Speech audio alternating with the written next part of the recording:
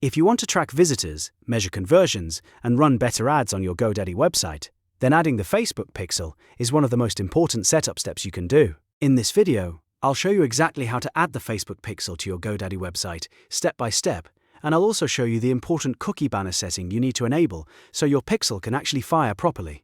If this tutorial helps you, make sure to hit the like button and subscribe for more simple website and marketing tutorials. Alright, let's jump in. First, log into your GoDaddy product page. Once you're inside your account, scroll down to the Websites plus Marketing section and find the website you want to edit. Next to that site, click Manage. This will open the controls for that specific website, and from here you can make changes to your site settings and tracking tools. After that, click Edit Website to launch the GoDaddy Website Builder. This is where you'll access the design tools, settings, and integrations for your website. Once the builder opens, look at the right-hand panel. You should see a settings option there, so go ahead and click it. In the settings menu, look for Meta Pixel. Depending on your account or site setup, this may also be labeled Facebook Pixel or Analytics and Tracking. Don't worry if the wording looks a little different, because it is still the same general tracking area where you can connect your pixel. Now, you need your pixel ID from Meta. Copy the numeric pixel ID from your Facebook Events Manager or Meta Business account.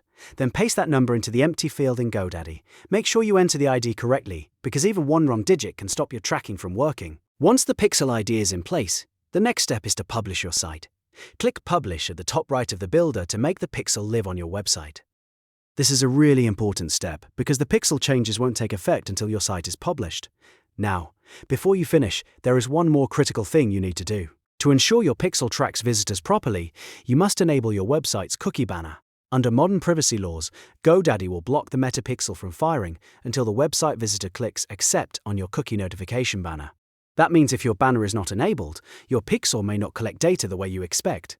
So check your cookie or consent settings in GoDaddy and make sure the banner is turned on and working correctly. This helps your site stay compliant and allows your pixel to track visitors after consent is given. And that's it. You've now added the Facebook pixel to your GoDaddy website and made sure the cookie banner is set up for proper tracking. If this video helped you out, please give it a thumbs up, subscribe for more helpful tutorials, and I'll see you in the next video.